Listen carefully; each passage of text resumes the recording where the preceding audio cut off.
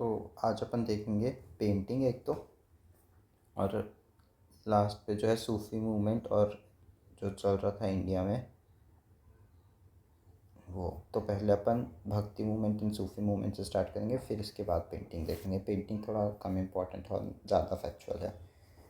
तो भक्ति and Sufi movement देखते हैं। ओरिजिन जो हुआ था गुप्ता एज में इनका ओरिजिन हुआ था, और ये ओरिजिन हुआ था डिवोशन के कारण। भक्ति का मतलब डिवोशन होता है। Beginning attribute to Alvar and Nayanars. तो जो अलवर्स थे वो डिवोटी ऑफ लॉर्ड विष्णु थे। वो सिंपल पोएम को कंपोज करते थे तमिल लैंग्वेज में, और उसको कहते थे प्रबंधन।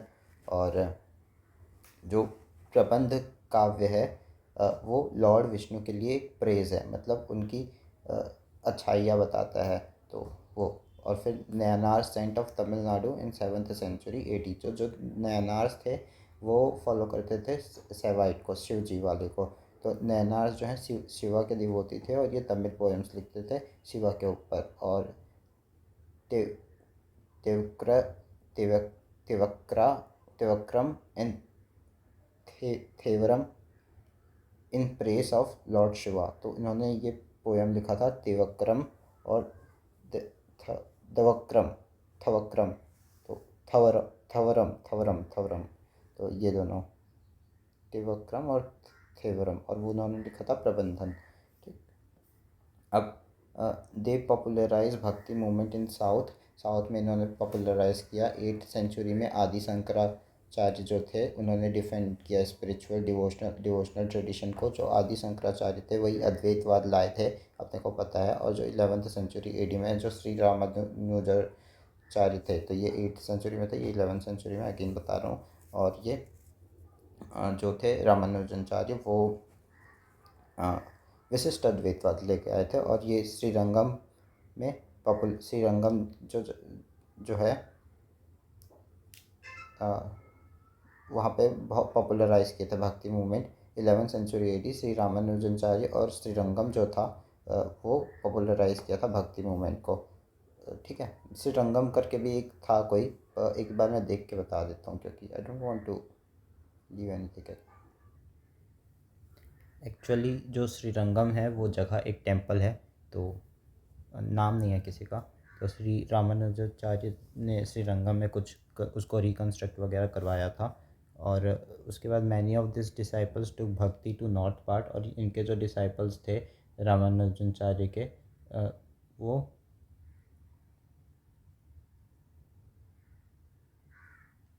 जो भक्ति मूवमेंट है उसको नॉर्थ में लेके गए। तो फिर जो साउथ में जो चल रहा था उसको देखते हैं। लिंगायत जो है, believe of linga and Vaishnava tradition जो है हीरोज़ ऑफ लॉर्ड शिवा, ये दोनों होता है। और इन्होंने जो लिंगायत थे उन्होंने शरणा मूवमेंट स्टार्ट किया था, मूवमेंट फाउंड बाय। और जो ये मूवमेंट था उसको बसवाना करके एक है, उन्होंने एक मूवमेंट को फाउंड किया था इधर। लिंगायत का मूवमेंट को शरणा मूवमेंट को बसवाना ने। फिर Anubhava Mantapa establish can see as a first religious parliament. जो बसवाना था इन्होंने अनुभव मंडप इस्टेब्लिश करवाया था, और वो पहला रिलीजियस पार्लियामेंट की तरह देखा जाता है पूरा वर्ल्ड का। और believe lord Shiva reality reject Veda. इनका मानना था बसवाना का कि जो रियलिटी है वो सिर्फ लॉर्ड शिवा है, बाकी सब तो वेद वगैरह कुछ नहीं होता, कोई रीबर्थ नहीं होता। और बोलते थे कि जो जो भी मतलब होते हैं, जो डेथ हो जाते हैं, आफ्टर डेथ कहाँ जाते हैं, शिवा के अंदर जाके समा जाते हैं। और ये प्रोग्रेसिव नो डिस्क्रिमिनेशन की बात करते थे, दैट इज़ क्लास वगैरह में नहीं मानते थे। Our body believe mix Shiva, कि इनका बिलीव था कि बॉडी शिवा से मिक्स हो जाता है। 14th सेंचुरी में भक्ति मूवमेंट पॉपुलर किए थे महाराष्ट्र में, फेवर विडो री marriage and against child marriage. तो ये विडो री मैरिज के साथ थे, मतलब करवाना चाहते थे, और चाइल्ड मैरिज के अगेंस्ट गए थे, जो बसवाना है। और फिर फेमस सेंट है जैसे कि जैनेश्वर, नामदेव और तुकाराम, ये सब सेवाइट के जैसे जो जैनेश्वर, नामदेव और तुकाराम, ये सब ईश्वर, नामदेव, तुकाराम, ये सब सेवाइट धर्म के उसके थे। फिर instrumental of foundation of the वारी वरकारी ट्रेडिशन ऑफ पंधारपुर महाराष्ट्र। तो और ये एक इंस्ट्रूमेंट भी बना, मतलब जो ये अपना लिंगायत ट्रेडिशन है, या फिर जो नीचे पे जो ये जो चल रहा श्रमण मूवमेंट, उसी के कारण फाउंडेशन ऑफ वारी वरकारी स्टार्ट हुआ। और ये ट्रेडिशन ऑफ पंढरपुर जो है उस वो शुरू हुआ यहाँ पे, वारी वरकारी ट्रेडिशन पंढरपुर का। फिर जो वर्शिप करते थे ये जो वारी वरकारी लोग हैं, वो विथोबा जो गॉड है ना, उनकी वर्शिप करते थे। और तुकाराम जो है उन्होंने नया ट्रेडिशन स्टार्ट किया। ये जो तुकाराम अपन पढ़ रहे थे यहाँ पे, जैनेश्वर नामदेव तुकाराम, तो जो तुकाराम थे उन्होंने नया ट्रेडिशन स्टार्ट किया। जो तुकाराम थे वो शूद्र थे और वो कुछ लिख नहीं सकते थे, मतलब वो अनपढ़ गंवार थे थोड़े से, लेकिन फिर भी बहुत बड़े वो बने थे प्रिस्ट। फिर wrote Hindu matter in Marathi not Sanskrit. जो इन्होंने, मतलब इन्होंने तो नहीं, इनके जो डिसाइपल होंगे उन्होंने हिंदू मैटर्स को मराठी में कन्वर्ट किया, और इन्होंने संस्कृत में नहीं किया था। फिर भक्ति मूवमेंट इन नॉर्थ इंडिया। तो अब नॉर्थ इंडिया में जो भक्ति मूवमेंट है वो देखते हैं। जो अभी तो साउथ इंडिया का देख लिया भक्ति मूवमेंट, तो जो नॉर्थ में चल रहा था ना, उसमें दो स्ट्रीम इमर्ज होके आई थी। एक तो होता है सगुना भक्ति और एक तो होता है निर्गुणा भक्ति। जो सगुना भक्ति होता है वो इमेज की वर्शिप करता है, बोलता है कि आइडियल वर्शिप तो होगी, ऐसा भगवान का फॉर्म होता है। जैसे कि इसमें एग्जांपल देते हैं कि तुलसीदास, मतलब जो कुछ एग्जांपल है सगुन भक्ति के फॉलोअर्स की, तुलसीदास, मीराबाई। मीराबाई तो मतलब अब समझ में आ ही जाएगा ना, मीराबाई तो काफ़ी वर्शिप करती थी मूर्ति की। और इन्होंने पाया जी मैंने राम रतन धन पाया लिखा था मीराबाई ने, और ये राजपूत क्लैन से थी। महात्मा गांधी जो थे इसी से इंस्पायर हुए थे, मीराबाई से। और जो चैतन्य महाप्रभु हैं वो भी सगुन भक्ति के एक पार्ट हैं। और वल्लभाई भी हैं, वल्लभी भी हैं, वो भी सगुना भक्ति के पार्ट हैं। तो तुलसीदास, मीराबाई, चैतन्य महाप्रभु, वल्लभी, ये सब सगुना भक्ति के पार्ट हैं। ठीक है, तुलसीदास, मीराबाई, चैतन्य महाप्रभु, वल्लभी। अब निर्गुण भक्ति देखें तो ये बिलीव करते थे गॉड पे, लेकिन कुछ शेप नहीं मानते थे। जैसे कबीर है, गुरु नानक जी हैं, तो गुरु नानक जी का तो पता ही है कि वो नहीं मानते हैं अपने को। और जो कबीर है वो भी अपने पोएम में बताते हैं बहुत से कि नहीं होता ऐसा, मतलब ये जो आप बोल रहे हो वो सही नहीं है कि आप मूर्ति पूजा होता है। और वो जो कबीर थे वो हेवन में तो बिलीव करते थे, और अटैक करते थे, मतलब रिचुअल्स वगैरह पे नहीं मानते थे। और नो एसेस्टिसिज्म अपोज कास्ट सिस्टम भी इनका वो था प्रोपेगेंडा। और हिज राइटिंग कंपाइल जो था, इनका जो राइटिंग स्टाइल था वो बिजाका एंड कबीर ग्रंथवाली में मतलब लिखा गया है, मतलब जो है कंपाइल करके रखा गया है। ही बिजाका और कबीर ग्रंथवाली में। फिर ही criticise orthodox and superstitious protection Hindu and Muslim. इन्होंने क्रिटिसाइज़ किया है जो ऑर्थोडॉक्स प्रैक्टिस होता है, प्रैक्टिस किया जाता है हिंदू और मुस्लिम के द्वारा। The teaching of the Guru Nanak compiled in शब्द। जो गुरु नानक जी का टीचिंग है वो उसको शब्द में कंपाइल करके रखा गया है। तो हम ये सब तो हम जान गए कि कैसे नॉर्थ और साउथ में हुआ। पहले साउथ में स्टार्ट हुआ, फिर उसके बाद नॉर्थ में गया। तो हमको ये भी पता होना चाहिए कि ये जो भक्ति एंड सूफी मूवमेंट था वो 6th सेंचुरी हिंदुज़म के फॉल होने के बाद जो था वो शुरू हुआ था, क्योंकि डाइवर्स बैकग्राउंड के लोग इसको ज्वाइन कर रहे थे। वुमेंस और अनटचेबल्स वगैरह सब हिंदुज़म को ज्वाइन कर रहे थे। फिर मतलब जो ज्वाइन किए इस मूवमेंट को डाइवर्स बैकग्राउंड से, इसलिए ये मूवमेंट स्टार्ट हुआ। फिर क्या हुआ 500 से 900 एडी में ये नॉर्थ पे तो नहीं फैला था, क्योंकि मैं बताया ना पहले साउथ में था फिर नॉर्थ पे था। तो नॉर्थ पे इसलिए नहीं फैला था क्योंकि वहाँ का लैंग्वेज जो था वो अलग अलग था काफ़ी, मतलब डिफ्रेंशिएशन था लैंग्वेज में, तो लोगों को समझने नहीं बनता था। और मतलब किससे अलग था वहाँ का लैंग्वेज? साउथ से। साउथ में जो लैंग्वेज था वो तमिल लैंग्वेज चल रहा था, और ये साउथ से शुरू हुआ था तो नॉर्थ तक पहुँच नहीं पाया था।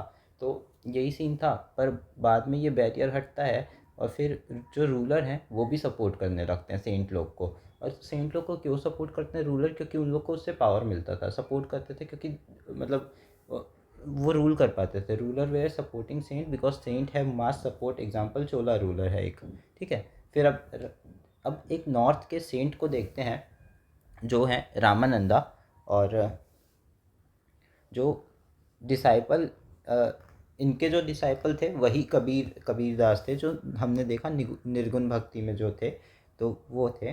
तो इनका क्या सीन था रामानंद का? इन्होंने हिंदी को अडॉप्ट की सबसे पहली बात तो, और डाइवर्स बैकग्राउंड के इनके पास नॉलेज था, और ये प्रयागराज में भक्ति मार्ग को शुरू करते हैं। और हिज डिसाइपल जो थे कबीर थे, और कबीर ने बहुत सारा काफ़ी फेमस है, और काफ़ी सारा उन्होंने वो कोट दे रखा है। जैसे उनका खुद का कबीर का स्टाइल था गाने का। तो जैसे एक बताता हूँ मैं, बहुत सारे वैसे तो। जल में कुंभ, कुंभ में जल है, बाहर भीतर पानी, फूटा कुंभ जल जल ही समाया, यही तथ्य कथ्यो ज्ञानी। ठीक है, तो ऐसे बहुत सारे देते हैं वो अपना। फिर उसके बाद जो अपन देखते हैं, एक जो रविदास थे वो कॉन्टेम्प्ररी थे, यही हमारे कबीर जी के 15th सेंचुरी में। और ये एक मतलब कौन से, ये थोड़े वो जो शुद्रास होते हैं या चमार टाइप के कुछ होते हैं ना, उस कैटेगरी से आते थे रविदास। तो इसलिए ये काफ़ी बड़ी बात होती है। तो अब देख रहे हो कैसे डाइवर्स बैकग्राउंड एग्जाम्पल के साथ बता रहा हूँ, तो ये ना मेंस में काम आएगा। फिर वल्लभाचार्य करके जो है 1479 से 1531 में ये विजयनगर एम्पायर में इनको मिला था जगह, वल्लभाचार्य को। और ये अपन पढ़े भी हैं वल्लभी जी को, मतलब पहले पढ़े थे इसको जब बुक के बारे में पढ़ रहे थे। तो वल्लभाचार्य जो है विजयनगर एम्पायर से थे, और इन्होंने शुद्ध अद्वैतवाद, प्योर ड्यूअलिज्म का, शुद्ध अद्वैतवाद दैट इज़ प्योर ड्यूअलिज्म के बारे में वल्लभाचार्य बोलते हैं, फिलॉसफी देते हैं। फिलॉसफी क्या देते हैं? पुष्टि मार्ग की, path of grace, path of grace की इन्होंने फिलॉसफी दी। और यूनिवर्स एंड ब्रह्मांड बहुत डिफरेंट है, बोले कि यूनिवर्स भी अलग है और जो दोनों अलग अलग हैं। तो उसके बाद एक आते हैं शुद्रास, जो जो जो वल्लभाचार्य थे उनके जो डिसाइपल हैं वो शुद्रास थे। और ये थोड़े मतलब थोड़े क्या, पूरे ब्लाइंड थे, ये देख नहीं सकते थे।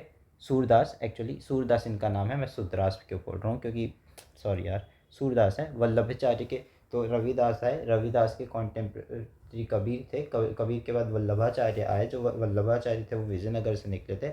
विजयनगर से जो निकले थे उनके जो डिसाइपल थे सूरदास, और अपने कबीर किसके डिसाइपल थे? कबीर अपने डिसाइपल थे हमारे रामानंदा के।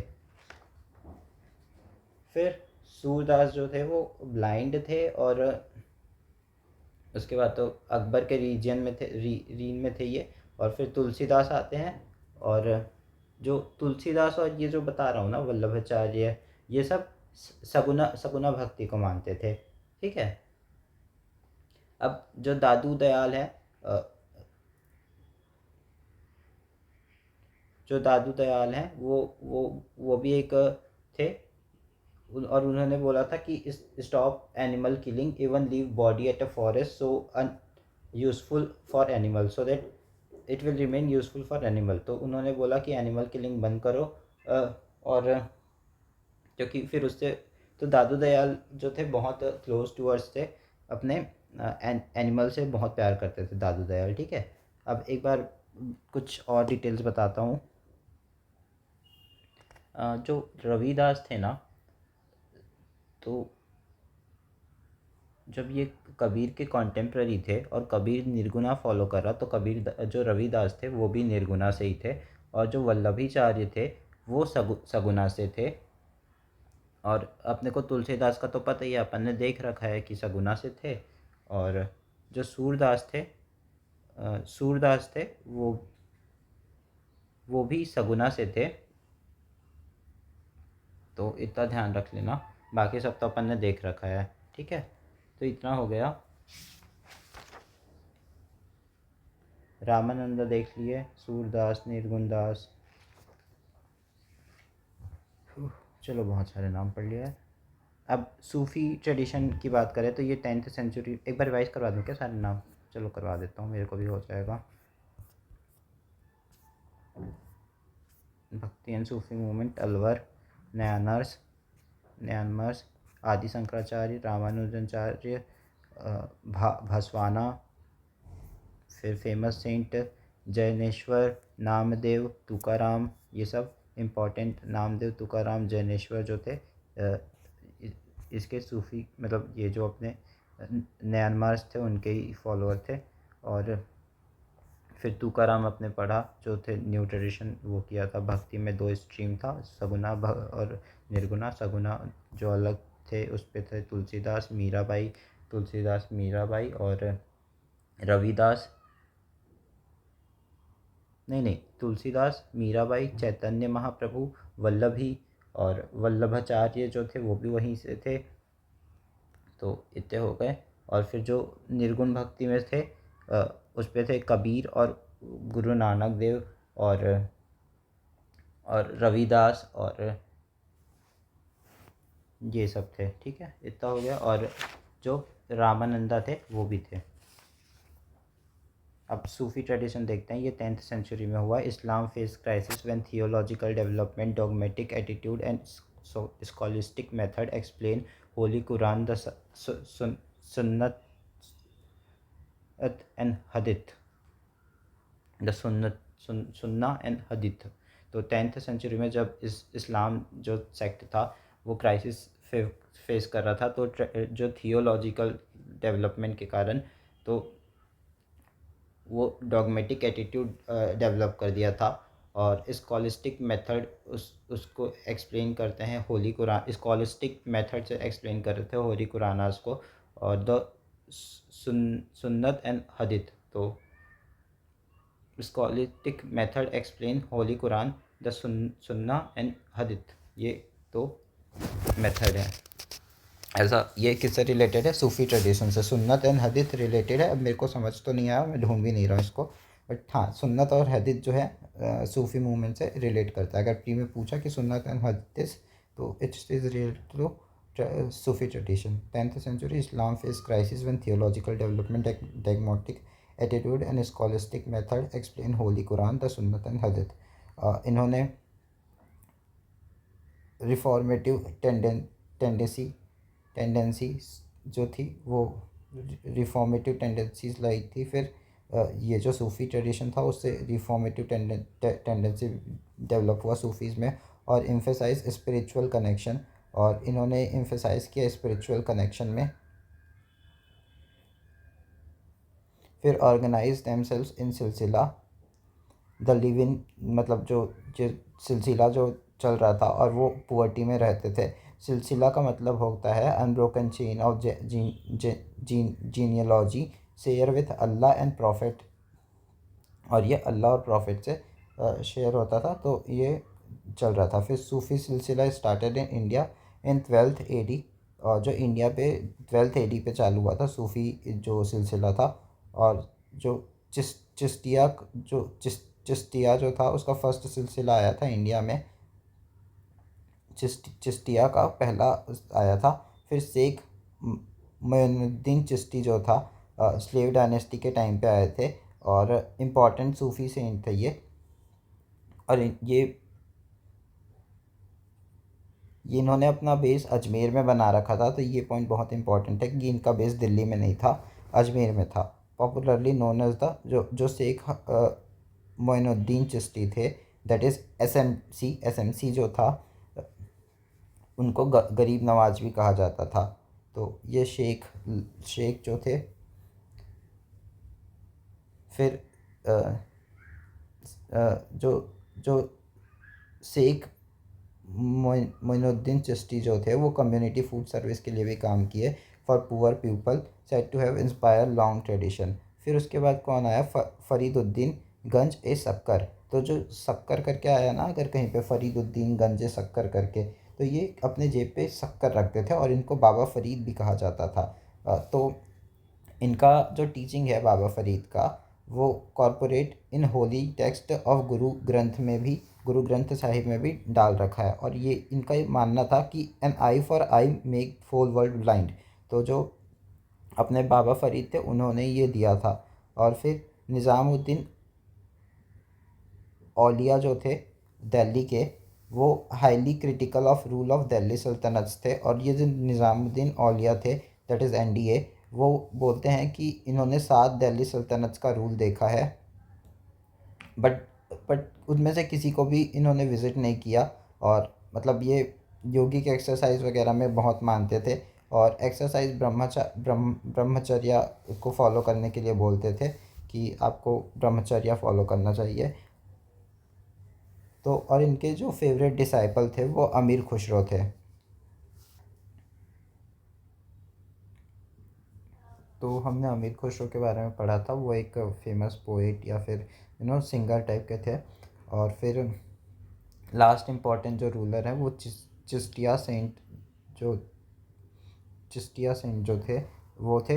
लास्ट चिश्तिया सेंट जो थे वो नसीरुद्दीन चिराग थे, या फिर चिराग ऑफ दिल्ली भी कहा जाता था, लैम्प ऑफ दिल्ली, इनको टाइटल दी किया गया था। और अनदर सिलसिला come after establishment of Delhi सल्तनत वॉज सरवाड़ी सिलसिला। तो जो अभी तो चल रहा था नसीरुद्दीन सॉरी चिश्तिया सेंट जो चल रहे थे, मतलब अलग अलग चिश्तीज़ आ रहे थे। अब आ रहे हैं सरवाड़ी सिलसिला इसके बाद, ठीक है। दिल्ली सुल्तनत में after establishing of Delhi सुल्तनत was जो आया था वो सरवाड़ी सिलसिला आया था। और इसको फाउंड किया था शेख बहाउद्दीन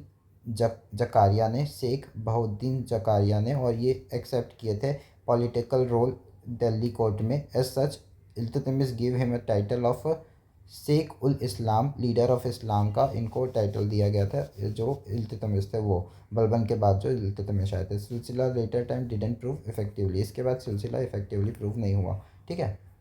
तो अब एक बार अपन पूरे नाम देख लेते हैं कौन कौन कैसे कैसे आया। तो सबसे पहले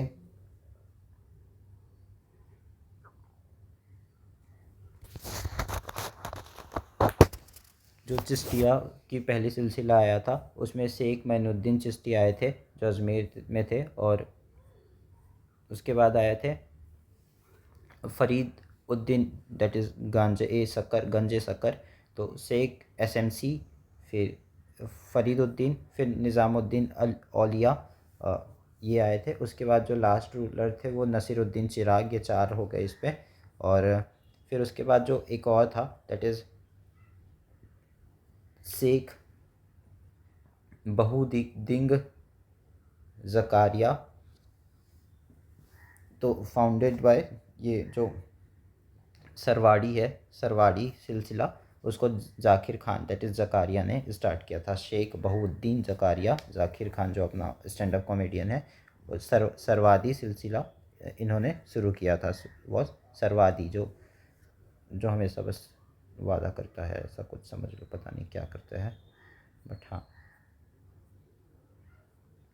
अब देखते हैं अपन ऊपर पेंटिंग्स को। और ये पेंटिंग तो बहुत, मतलब मैं जल्दी जल्दी बस पढ़ाने वाला हूँ, बस पढ़ने के लिए।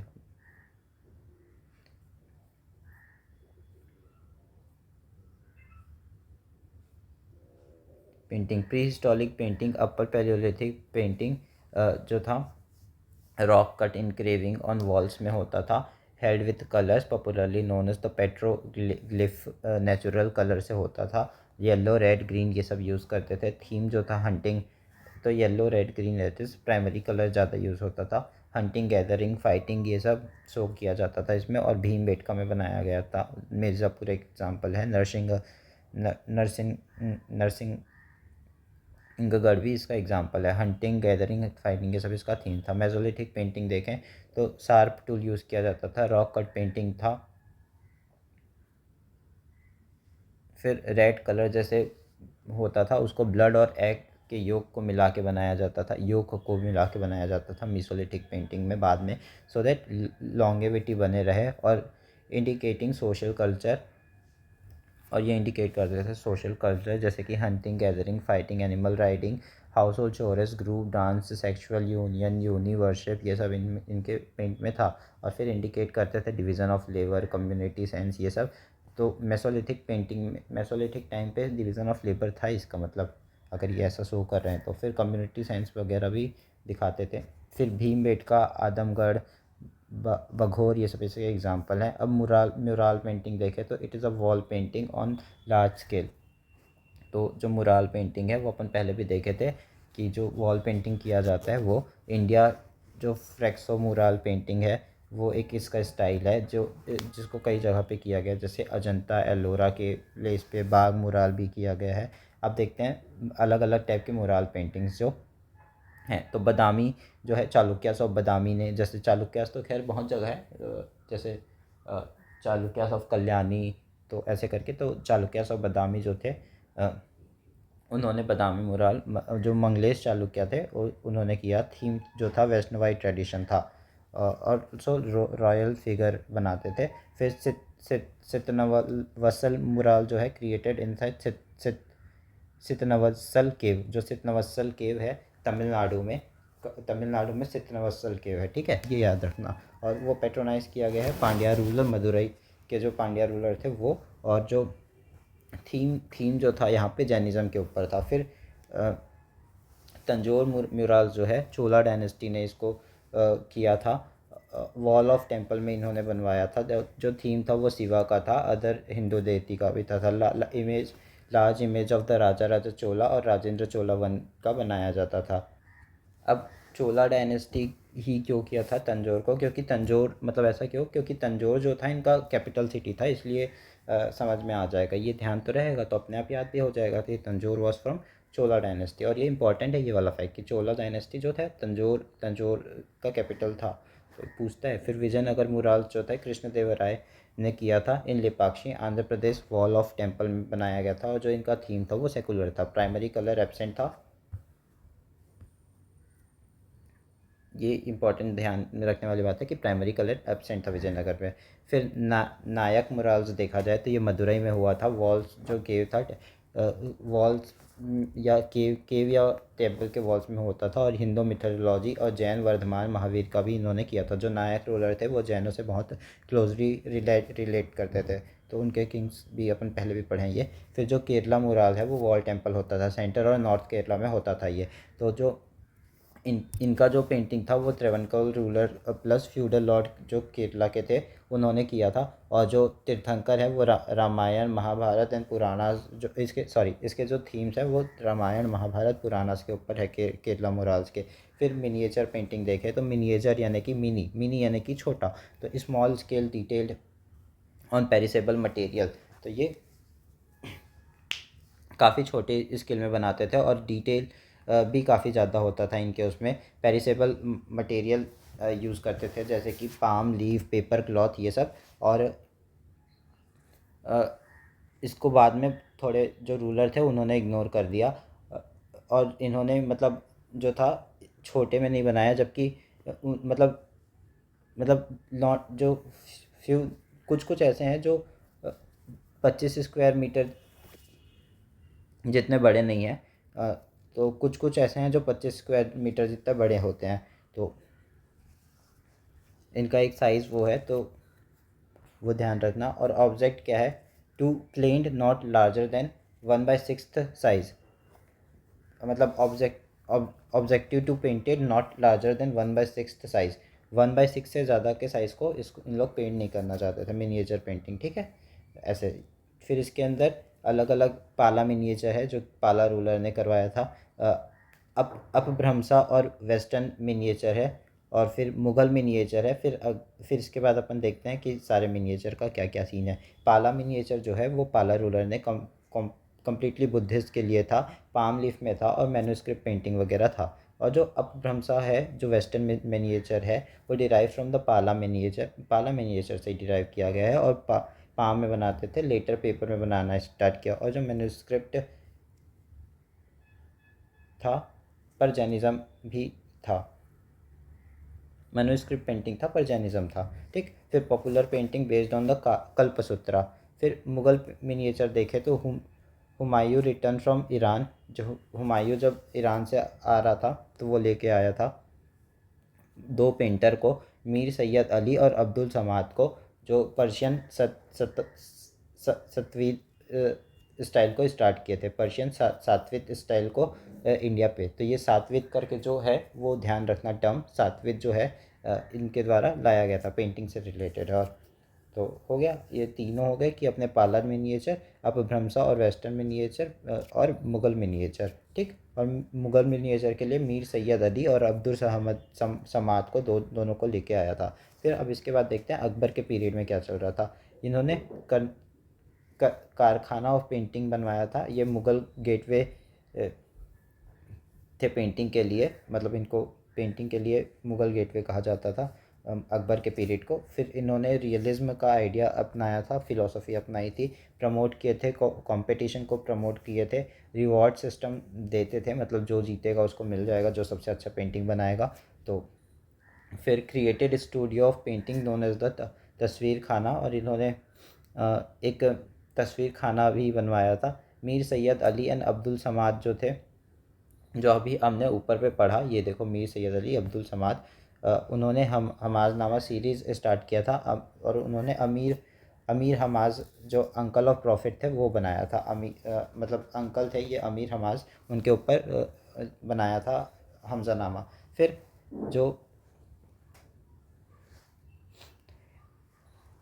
Appreciated his ask to translate Indian script, और जो इससे मतलब खुश होके जो अपने अकबर थे वो बोले कि तुम इंडिया के स्क्रिप्चर्स को भी, पेंटिंग को भी ऐसे ट्रांसलेट करो। तो फिर उसके बाद उन्होंने, जो मीर सैयद अली और अब्दुल समाद है, उन्होंने टेल्स ऑफ पैरोट बनाया, दैट इज़ तुर्कीनामा और रमज़ानामा। ये दोनों, रमज़ानामा क्या होता है, महाभारत है, तो ये ध्यान रखना, रमज़ानामा इनके उस पर महाभारत को कहते हैं, और तुर्कीनामा rules of parrot.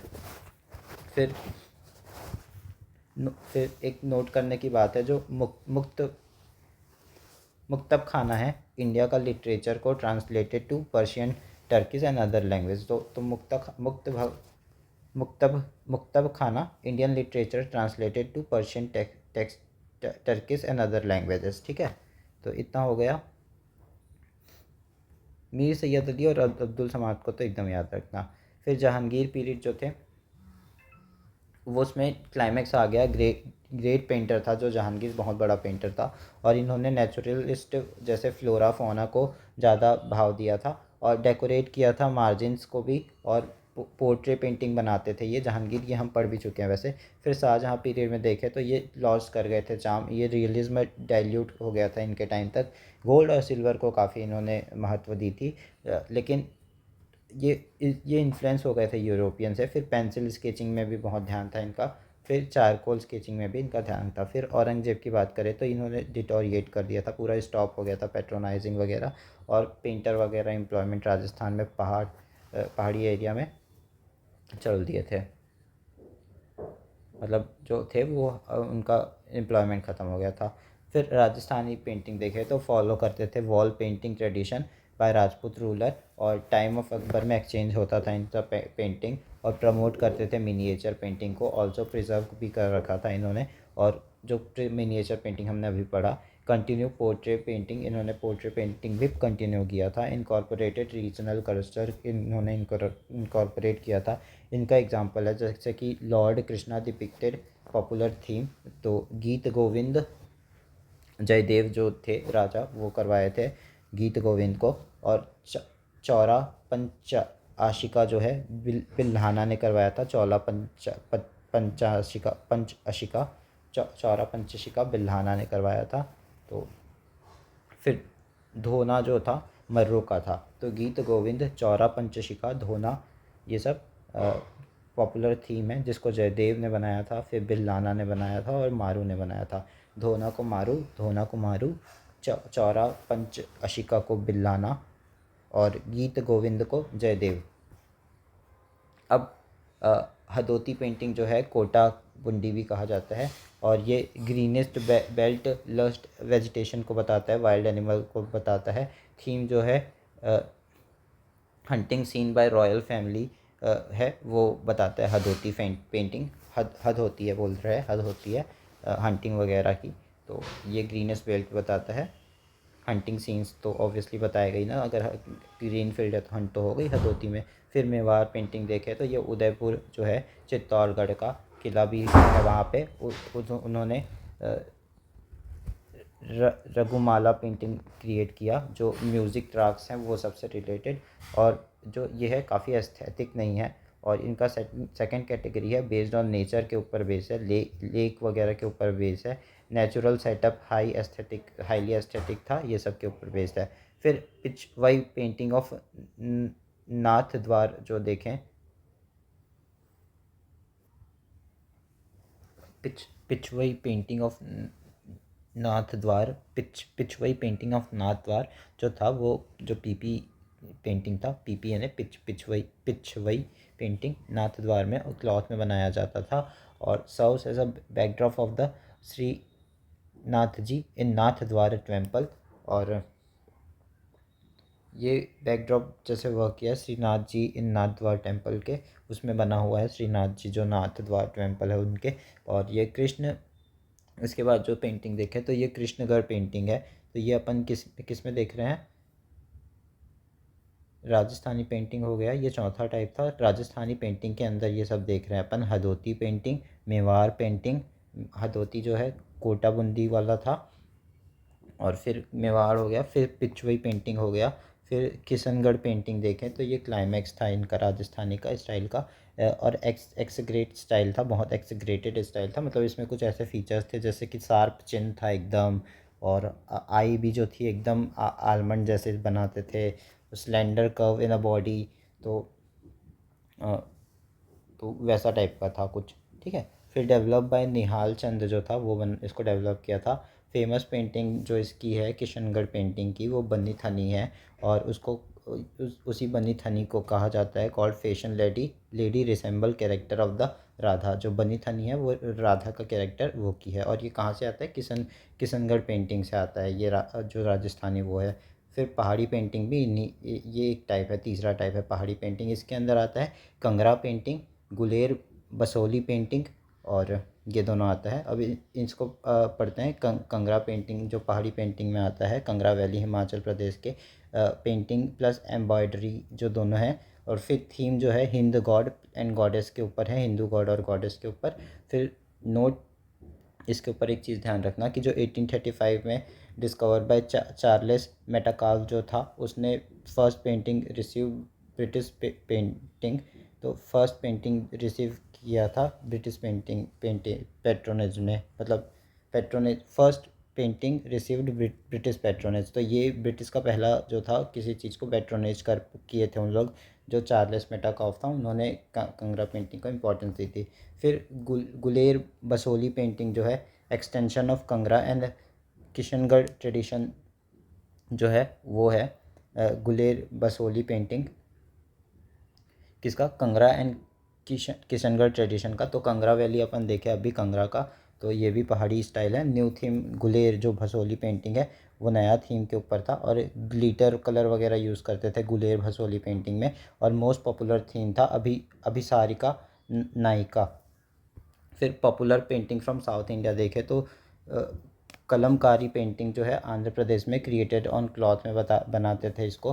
Pen use in a sharp pointed bamboo में यूज़ होता था, based on the theme to variety. तो इसमें दो दो मतलब थीम के बेसिस में दो वैरायटी होती थी, और ये वेजिटेबल्स के डाइस को यूज़ करते थे। तो दो जो थीम था वो क्या था, एक तो मछलीपट्टनम का था कलमकारी पेंटिंग, मछलीपट्टनम के लिए सेकुलर थीम जो था वो था। और जो कलमकारी पेंटिंग था श्री कलस्ती हिंद रिलीजियस थीम भी था, श्री कलस्ती हिंद रिलीजियस थीम भी था, ठीक है।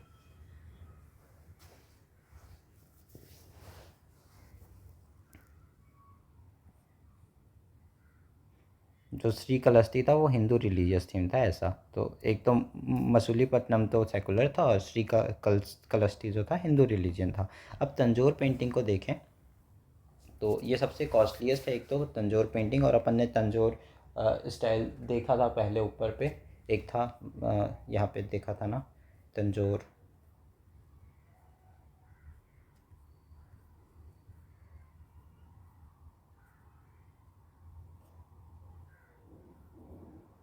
ये देखो तंजौर म्यूरल्स देखा था उस टाइम पे, तो वो चोला डायनेस्टी ने किया था। तंजौर पेंटिंग अब इस टाइम तक तो चल चल दिए थे ना अपने जो चोला थे, तो चोला नहीं करेंगे अब यहाँ पे, कुछ और करेंगे। कौन करेगा देखते हैं।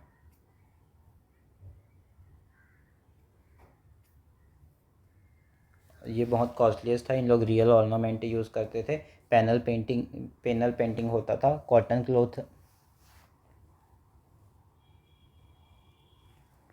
क्लॉथ वगैरह यूज़ करते थे, और pasted on wooden panel, cotton cloth को वुडन पैनल पे चिपका देते थे और रियल ऑर्नामेंट यूज़ करते थे। और ये थिक और एम्बोसिंग होता था। थीम जो था हिंदू मिथोलॉजी ओनली। और जो ये जो फ्रेंड लॉर्ड कृष्णा का जो रासली फ्रेंड थे लॉर्ड कृष्णा के, वो उसके ऊपर था, और फिर रासलीला के ऊपर था। तो ये कृष्ण भगवान के ऊपर काफ़ी फेमस था तंजौर का पेंटिंग। फिर मैसूर की पेंटिंग देखे तो वदियार रूलर जो थे उन्होंने इसको पेट्रोनेज किया था, और एम्ब्रोसिंग पेंटिंग था ये काफ़ी, created on the glass panel में इसको मैसूर के पेंटिंग को बनाया जाता था। दैट इज़ ग्लास के ऊपर मैसूर पेंटिंग बनाया जाता था। यूज़ करते थे constructing colour and the muted colour. तो ये कॉन्ट्रास्ट कलर और म्यूटेड कलर को यूज़ करते थे। लास्ट स्टेप जो था अप्लाई करते थे use east paste. Last step में क्या करते थे, लोग पेस्ट लगाते थे। उससे क्या होता था, लीड और गैम्बोरेट ग्लू को यूज़ करके पेस्ट बना के लगाते थे।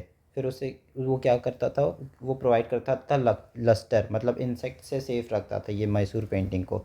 और ये थीम जो था हिंदू गॉड और गॉडेसेस मैसूर के ऊपर था, और हिंदू गॉड के ऊपर था, और दशहरा वगैरह का थीम इनका थीम था बेसिकली। ठीक है, तो ये Mysore painting is very famous, और Mysore is very famous for Dussehra as well. तो अदर पेंटिंग देखा जाए तो थंका पेंटिंग जो है, साउथ की पेंटिंग हो गई। अब अदर पेंटिंग देख रहे हैं। थंका पेंटिंग, मधुबनी पेंटिंग, और पटना कुल्लम पेंटिंग, पुट्टिचित्र पेंटिंग, और कलीघाट पेंटिंग। और फिर वरोली पेंटिंग भी बचा है, पाबू जी की फाड़ भी बचा है। तो इतना करते हैं जल्दी जल्दी, थोड़े ही बचा है। थंका पेंटिंग जो है लेह लद्दाख एरिया पे काफ़ी प्रोमिनेंट है, और तिब्बत इन्फ्लुएंस था। इमेज ऑफ ड्रैगन जो थे उनका इन्फ्लुएंस था, तिब्बत इन्फ्लुएंस था। इमेज ऑफ ड्रैगन, मतलब थंका पेंटिंग में ड्रैगन का भी इन्फ्लुएंस था। तिब्बत जो चाइना का था, तो ये थंका पेंटिंग उधर से आया है। थंग का पेंटिंग उधर से आया है। जो थीम था वो मंडल आर्ट था। जो मधुबनी पेंटिंग जो था, मधुबनी पेंटिंग नॉर्थ बिहार पे काफ़ी प्रोमिनेंट था। Madhubani painting initially women on walls को, मतलब वुमेन को वॉल पे बनाया जाता था ऐसे मधुबनी पेंटिंग में। अब कलर जो था मिक्स विथ राइस फ्लोर को मिक्स करके कलर बनाया जाता था। Based on three type Madhubani, तीन तीन टाइप के थीम्स थे जो मधुबनी था। तो अरिपन, गौशाला घर, और खोबर। तो जो अरिपन था वो एंट्रेंस ऑफ हाउस में बनता था अरिपन, और गोसाई घर जो है religious theme in prayer hall, prayer room पे बनता था ये गोसाई घर जो है। और अरिपन जो था एंट्रेंस में बनता था। और खोबार जो था लव थीम था खोबार। अब लेटर पेपर पेंटिंग देखें। Noted for utilising every note on canvas canvas. जो बाद में जो पेपर पेंटिंग स्टार्ट हुआ, तो ये भी नोट किया गया कि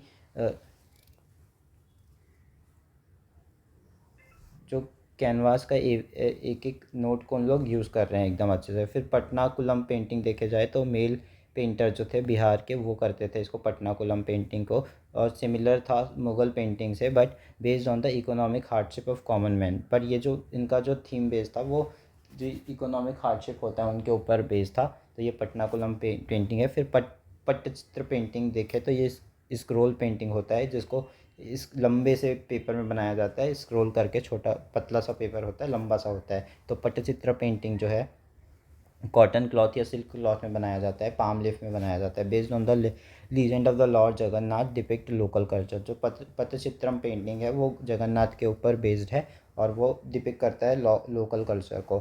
फिर कालीघाट पेंटिंग को देखें तो ये जो था फॉलो सबल्ट्रन अप्रोच फॉलो करते थे, डिपिक्ट करते थे टाइटल डिपिक्ट किया था इन्होंने life culture of the people living in margins of society. जो नीचे तरफ रहते थे ना जिनको सोसाइटी के बाहर पे निकाल दिया जाता था, यहाँ पे रहो बोलता था, तो वही काली घाट पेंटिंग उसके ऊपर है। और ये घाट लिखा है, इट डजेंट मीन कि ये वही वो वाला पेंटिंग है, आपका पहाड़ी पेंटिंग नहीं है ये। Kali Ghat painting is something else. फिर वर्ली पेंटिंग देखे जाए तो वर्ली ट्राइब महाराष्ट्र के जो है, वर्ली एक जगह है महाराष्ट्र में, 2 कलर अप्रोच यूज़ करते थे इन लोग, 2 कलर अप्रोच। और थीम जो था इनका फॉक कल्चर, सोसाइटी के ऊपर, रिलीजन के ऊपर, रिलीजन और किसका, अपने खुद के कल्चर का रिलीजन वर्ली पेंटिंग से बताते थे। पाबोजी की फाड़ जो देखें तो ये राजस्थान वॉरियर पाबोजी के ऊपर बेस्ड है। वो hold high place religious practice of pastoralist. तो इन्होंने काफ़ी हाई प्लेस ले रखा था। और मतलब ये पापू जी जो थे वो काफ़ी हाई रोल था इनका, और पेस्टोरिस्ट थे एक टाइप के। तो ये इतने पेंटिंग हो गए अपने, और भक्ति सूफी तो अपन कर लिए हैं। Thank you.